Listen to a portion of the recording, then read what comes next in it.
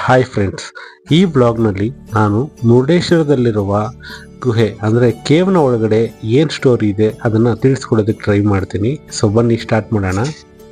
ರಾವಣನ ತಾಯಿ ಕೈಕೇಸಿ ಶಿವನ ಭಕ್ತೆ. ಇವರು ಸಮುದ್ರದ ದಡದಲ್ಲಿ ಶಿವಲಿಂಗಕ್ಕೆ ಪೂಜೆಯನ್ನು ಮಾಡುತ್ತಾ ಇರುತ್ತಾರೆ. ಆದರೆ ಸಮುದ್ರದ ಅಲೆಗಳ ರಭಸಕ್ಕೆ ಲಿಂಗ ಕರಗಿ ಹೋಗುತ್ತದೆ. ಇದನ್ನು ಕಂಡ ರಾವಣ, ಅಮ್ಮ, ನಾನು ನಿನಗಾಗಿ ಶಿವನ ಆತ್ಮಲಿಂಗವನ್ನೇ ತಂದು ಕೊಡುತ್ತೇನೆ ಎಂದು ಕೈಲಾಸಕ್ಕೆ ಹೋಗಿ ತಪಸ್ಸನ್ನು ಮಾಡುತ್ತಾನೆ. ರಾವಣ ತಪಸ್ಸು ಮಾಡುತ್ತಿರುವ ವಿಷಯವನ್ನು ನಾರದ ಮುನಿಗಳು ವಿಷ್ಣುವಿನ ಬಳಿ ಹೇಳುತ್ತಾರೆ. ಹಾಗೆ ಇದನ್ನು ತಪ್ಪಿಸಲು ಉಪಾಯ ಮಾಡುತ್ತಾರೆ. ಈ ಮಧ್ಯೆ ರಾವಣ ತಪಸ್ಸು ಮಾಡಿ ತಿಂಗಳುಗಳು ಕಳೆದರೂ ಶಿವ ಒಲಿಯುವುದಿಲ್ಲ.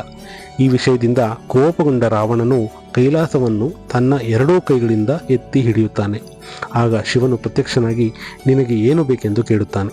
ಆದರೆ ವಿಷ್ಣು ಹಾಗೂ ನಾರದ ಮುನಿಗಳು ಉಪಾಯ ಮಾಡಿ ರಾವಣನಿಗೆ ಆತ್ಮಲಿಂಗ ಬೇಕು ಎಂಬುದನ್ನು ಮರೆತು ಹೋಗುವಂತೆ ಮಾಡಿರುತ್ತಾರೆ. ರಾವಣನು ತನಗೇನು ಬೇಕು ಎಂಬುದು ತಿಳಿಯದೆ ಪಾರ್ವತಿ ಮಾತೆಯನ್ನು ಕೇಳುತ್ತಾನೆ. ಶಿವನು ಪಾರ್ವತಿ ಮಾತೆಯನ್ನು ರಾವಣನ ಜೊತೆಗೆ ಕಳಿಸಿಕೊಡಲು ಒಪ್ಪಿ ವರವನ್ನು ನೀಡುತ್ತಾರೆ. ರಾವಣ ಹಾಗೂ ಪಾರ್ವತಿ ದೇವಿಯು ಹಿಂತಿರುಗಿ ಹೋಗುತ್ತಿರುವಾಗ ನಾರದರು ಪ್ರತ್ಯಕ್ಷನಾಗಿ ಶಿವನು ನಿನ್ನ ಜೊತೆ ನಿಜವಾದ ಪಾರ್ವತಿ ದೇವಿಯನ್ನು ಕಳಿಸಿಕೊಟ್ಟಿಲ್ಲ ಎಂದು ಕಾಳಿ ರೂಪದಲ್ಲಿರುವ ಪಾರ್ವತಿ ದೇವಿಯನ್ನು ತೋರಿಸುತ್ತಾರೆ. ಹಾಗೂ ನಿಜವಾದ ಪಾರ್ವತಿ ದೇವಿಯು ಪಾತಾಳ ಲೋಕದಲ್ಲಿ ಇರುವುದಾಗಿ ಹೇಳುತ್ತಾರೆ. ಇದನ್ನು ನಂಬಿದ ರಾವಣ ಪಾರ್ವತಿ ದೇವಿಯನ್ನು ಕಾಡಿನಲ್ಲೇ ಬಿಟ್ಟು ಮಂಡೋದರಿಯನ್ನು ಮದುವೆಯಾಗಿ ತನ್ನ ಊರಿಗೆ ಹಿಂದಿರುಗುತ್ತಾನೆ. ತಾಯಿ ಕೈಕೇಸಿ ಆತ್ಮಲಿಂಗ ಎಲ್ಲಿ ಎಂದು ಕೇಳಿದಾಗ ರಾವಣನಿಗೆ ತನಗಾದ ಮೋಸದ ಬಗ್ಗೆ ಅರಿವಾಗುತ್ತದೆ. ಇದನ್ನು ಸಹಿಸಲಾಗದೆ ರಾವಣ ಇನ್ನೊಮ್ಮೆ ತಪಸ್ಸು ಮಾಡಲು ಶುರು ಮಾಡುತ್ತಾನೆ. ಎಷ್ಟೇ ತಪಸ್ಸು ಮಾಡಿ ಶಿವ ಒಲಿಯದೇ ಇದ್ದಾಗ ರಾವಣ ತನ್ನ 10 ತಲೆಗಳನ್ನು ಒಂದೊಂದಾಗಿ ಕತ್ತರಿಸಲು ಶುರು ಮಾಡುತ್ತಾನೆ. ಆಗ ರಾವಣನ ಭಕ್ತಿಗೆ ಒಲಿದು ಶಿವ ಪ್ರತ್ಯಕ್ಷನಾಗಿ ನಿನಗೇನು ಬೇಕು ಎಂದು ರಾವಣನಿಗೆ ಕೇಳಿದಾಗ ರಾವಣನು ತನಗೆ ಆತ್ಮಲಿಂಗ ಬೇಕೆಂದು ಕೇಳುತ್ತಾನೆ. ನಂತರ ಶಿವ ಆತ್ಮಲಿಂಗವನ್ನು ನೀಡಿ ಒಂದು ಷರತ್ತನ್ನು ವಿಧಿಸುತ್ತಾರೆ. ಅದೇನೆಂದರೆ, ಈ ಆತ್ಮಲಿಂಗವನ್ನು ನೆಲಕ್ಕೆ ತಾಕಿಸಿದರೆ ಅದು ಅಲ್ಲಿಯೇ ಪ್ರತಿಷ್ಠಾಪಿಸಲ್ಪಡುತ್ತದೆ ಹಾಗೂ ಇದರ ಎಲ್ಲ ಶಕ್ತಿಯು ಶಿವನಿಗೆ ಮರಳಿ ಬರುತ್ತದೆ ಎಂದು ಹೇಳುತ್ತಾನೆ. ಇದನ್ನು ಅರಿತ ವಿಷ್ಣು, ನಾರದ ಮುನಿ ಹಾಗೂ ಗಣೇಶನ ಮೊರೆ ಹೋಗುತ್ತಾರೆ. ವಿಷ್ಣು ತನ್ನ ಸುದರ್ಶನ ಚಕ್ರವನ್ನು ಬೀಸಿ ಸಂಜೆಯ ಮುಸುಕಾಗುವಂತೆ ಮಾಡುತ್ತಾರೆ. ರಾವಣ ಶಿವನ ಅಪ್ಪಟ ಭಕ್ತ ಹಾಗೂ ಸಂಜೆಯಾದರೆ ಅವನು ಸಂಧ್ಯಾ ವಂದನೆ ಮಾಡುತ್ತಿದ್ದ. ನಂತರ ಗಣೇಶನು ಬ್ರಾಹ್ಮಣ ವೇಷಧಾರಿಯಾಗಿ ಹಸುವನ್ನು ಮೇಯಿಸುವ ರೀತಿಯಲ್ಲಿ ಪ್ರತ್ಯಕ್ಷನಾಗಿ ನಿಲ್ಲುತ್ತಾನೆ. ಸಂಜೆಯಾದ ಕಾರಣ ರಾವಣ ಆ ಬ್ರಾಹ್ಮಣ ಹುಡುಗನನ್ನು ಕರೆದು, ನಾನು ಸಂಧ್ಯಾವಂದನೆ ಮುಗಿಸಿ ಬರುವವರೆಗೂ ಈ ಆತ್ಮಲಿಂಗವನ್ನು ನಿನ್ನ ಕೈಯಲ್ಲೇ ಹಿಡಿದುಕೋ ಎಂದು ಅಪೇಕ್ಷೆ ಮಾಡುತ್ತಾನೆ. ನಂತರ ಆ ಬ್ರಾಹ್ಮಣ ವೇಷದಲ್ಲಿದ್ದ ಗಣೇಶ ರಾವಣನಿಗೆ ಒಂದು ಷರತ್ತನ್ನು ನೀಡುತ್ತಾನೆ. ಅದೇನೆಂದರೆ, ನಾನು ಇದನ್ನು ಹಿಡಿಯುತ್ತೇನೆ, ಆದರೆ 3 ಬಾರಿ ನಿಮ್ಮ ಹೆಸರನ್ನು ಕೂಗಿ ನೀವು ಬರದಿದ್ದರೆ ಇದನ್ನು ಇಲ್ಲಿಯೇ ಕೆಳಗಿಡುತ್ತೇನೆ ಎಂದು ಹೇಳುತ್ತಾನೆ. ರಾವಣನು ಒಪ್ಪಿ ಸಂಧ್ಯಾವಂದನೆಗೆ ಸಿದ್ಧನಾಗುತ್ತಾನೆ. ಆದರೆ ಗಣೇಶ ಈ ಮಧ್ಯೆ ಬೇಗ 3 ಬಾರಿ ರಾವಣ ರಾವಣ ರಾವಣ ಎಂದು ಹೇಳಿ ಆತ್ಮಲಿಂಗವನ್ನು ಅಲ್ಲಿಯೇ ಕೆಳಗೆ ಇಟ್ಟು ಬಿಡುತ್ತಾನೆ. ರಾವಣನು ಚೀರುತ್ತಾ ಬಂದು ಗಣೇಶನ ತಲೆಗೆ ಜೋರಾಗಿ ಹೊಡೆಯುತ್ತಾನೆ. ಹಾಗೆ ಕೆಳಗೆ ಇದ್ದ ಆತ್ಮಲಿಂಗವನ್ನು ಮೇಲೆ ತೆಗೆಯಲು ತನ್ನ ಎಲ್ಲ ಶಕ್ತಿಯನ್ನು ಹಾಕುತ್ತಾನೆ. ಆಗ ಆತ್ಮಲಿಂಗವು ಚೂರುಗಳಾಗಿ ಕೆಲವು ಸ್ಥಳಗಳಿಗೆ ಸಿಡಿಯುತ್ತದೆ. ಆ ಸ್ಥಳಗಳೇ ಸಜ್ಜೇಶ್ವರ, ದಾರೇಶ್ವರ, ಗುಣವಂತೇಶ್ವರ, ಮುರುಡೇಶ್ವರ ಹಾಗೂ ಮೂಲ ಆತ್ಮಲಿಂಗ ಇರುವ ಸ್ಥಳವೇ ಗೋಕರ್ಣ.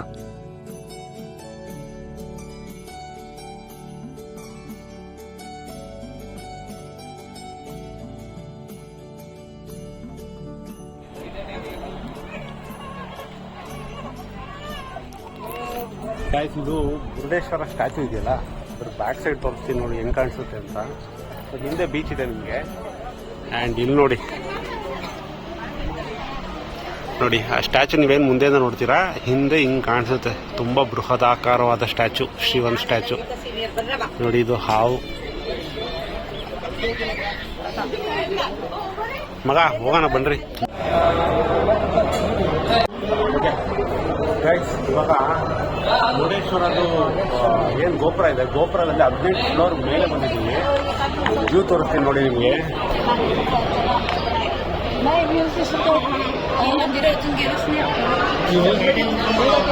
ನೋಡಿ 18th ಫ್ಲೋರಿಂದ ಹಿಂಗೆ ಕಾಣಿಸುತ್ತೆ.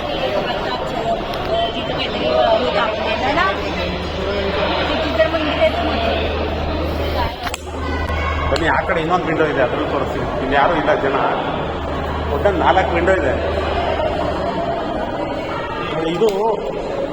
ಇದು ಬೀಚ್ ವ್ಯೂ ಇರೋಂಥ ವಿಂಡೋ ಇದು ನೋಡಿ. ಬೀಚ್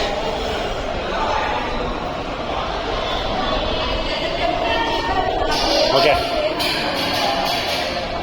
ಇನ್ನೊಂದಿದೆ, ಆ ಕಡೆ ಇದೆ ಅನ್ಸುತ್ತೆ, ಅದು ತೋರಿಸ್ತೀನಿ. ಆ ಕಡೆ ಇಲ್ಲಿದೆ ನೋಡಿ, ಇಲ್ಲಿ ಇನ್ನೊಂದು ವ್ಯೂ. ಸೊ ಇದು ಟೆಂಪಲ್ ಸ್ಟ್ರೈಟ್ ವ್ಯೂ ಇದು. ಸೊ ನೀವು ಕೆಳಗಡೆಯಿಂದ ಇದೇನು ಫೋಟೋಗಳು ನೋಡ್ತೀರಾ ಅದೆಲ್ಲ ಇಲ್ಲಿಂದಾನೆ ಬರೋದು ನೋಡಿ, ಸ್ಟ್ರೈಟ್. ಸೊ ನೀವು ಟೆಂಪಲ್ಗೆ ಬರೋದಾದ್ರೆ ಮೇನ್ ರೋಡ್ ನಿಮ್ಗೆ ಅಲ್ಲಿ ಸಿಕ್ಕುತ್ತೆ, ಅಲ್ಲಿಂದ ಸ್ಟ್ರೈಟ್ ಬರ್ತೀರಲ್ಲ, ಶಿವನ್ ನೋಡ್ತೀರಲ್ಲ ಕೆಳಗಡೆಯಿಂದ, ಸೊ ಅದೆಲ್ಲ ಇಲ್ಲಿಂದಾನೆ ನೋಡಿ. ಈ ಕಡೆ ಬೀಚ್ ಇದೆ, ಈ ಸೈಡಲ್ಲೂ ಬೀಚ್ ಇದೆ. ಇದು ಟೆಂಪಲ್ ಸ್ಟ್ರೈಟ್ ಗೋಪುರದಲ್ಲಿ 18ನೇ ಫ್ಲೋರಲ್ಲಿ ಇದೀವಿ ನಾವು ಇವಾಗ.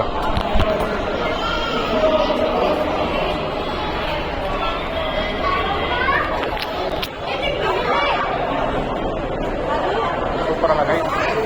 ಓಕೆ, ಆ ಕಡೆ ಇನ್ನೊಂದು ವಿಂಡೋ ಇದೆ, ಅದು ತೋರಿಸ್ತೀನಿ.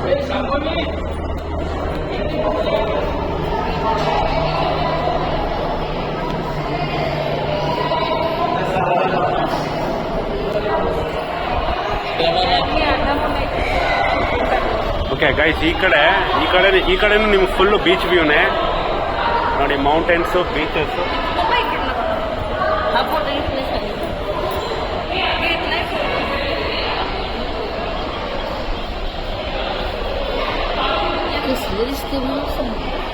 ಸಿಕ್ಕಾಪಟ್ಟೆ ಹೈಟು, 18th ಫ್ಲೋರಲ್ಲಿ ಇದೀವಿ ಗೈಸ್.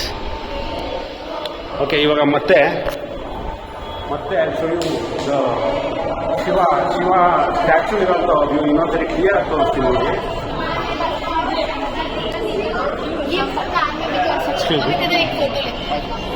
बस पापा चल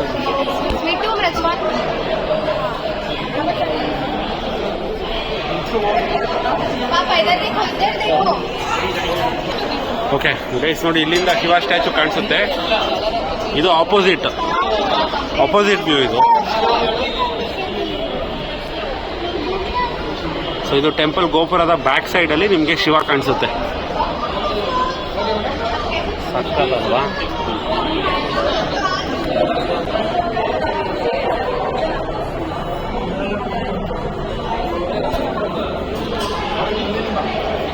ಫ್ಲೋರಿಂದ ಕೆಳಗಡೆ ನೋಡಿ ಹೆಂಗ್ ಕಾಣಿಸುತ್ತೆ ಅಂತ. ಎಲ್ಲ ಚಿಕ್ಕದು ಆಟೋ ಕಾಣಿಸ್ತಾ ಇದೆಯಾ?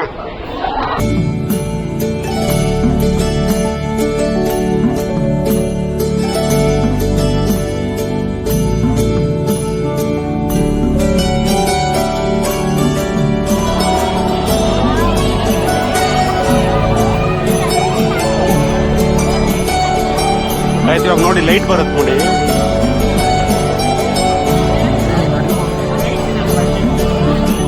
ಆರೆಂಜ್ ಕಲರ್ ಲೈಟ್ ಬರುತ್ತೆ, but we have to wait.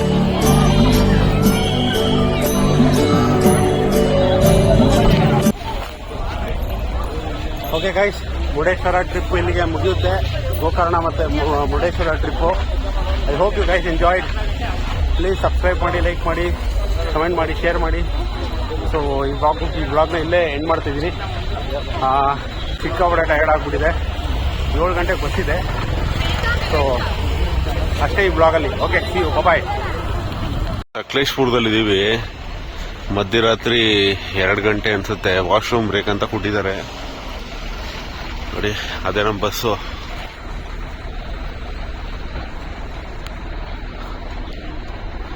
ಏಳು ಗಂಟೆಗೆ ಹತ್ತಿದ್ವಿ ಬಸ್ನ. ಇವಾಗ ಸಕಲೇಶ್ಪುರದಲ್ಲಿದ್ದೀವಿ. ಓಹ್,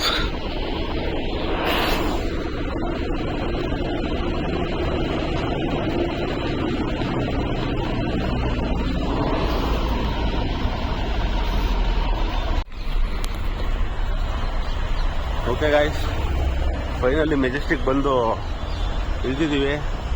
ಆನಂದರಾವ್ ಸರ್ಕಲ್ ಹತ್ರ ಇಳಿಸಿದ್ರು. ಸೊ ಮೆಟ್ರೋ ಸ್ಟೇಷನ್ ಹುಡ್ಕೊಂಡು ಹೋಗ್ತಿದ್ದೀವಿ. ಮೆಟ್ರೋ ಸ್ಟೇಷನಿಂದ ಇವಾಗ ಬಸ್ ಹತ್ಕೊಂಡು ಮೆಟ್ರೋ ಸ್ಟೇಷನಿಂದ ಮೆಟ್ರೋ ಹತ್ಕೊಂಡು ಇವಾಗ ಟಿನ್ ಫ್ಯಾಕ್ಟ್ರಿ ಹೋಗ್ಬೇಕು. ಸೊ ಅಲ್ಲಿಂದ ರಾಮಮೂರ್ತಿ ನಗರ್ಗೆ ಆಟೋ, ಬಸ್ ಏನಾದ್ರು ತಗೊಬೇಕು. ಅಷ್ಟೇ ಗಾಯ್ಸ್, ಇದು ಗೋಕರ್ಣ ಮುರುಡೇಶ್ವರ ಟ್ರಿಪ್ದು ಡೀಟೇಲ್ಸ್ ಆಗಿತ್ತು.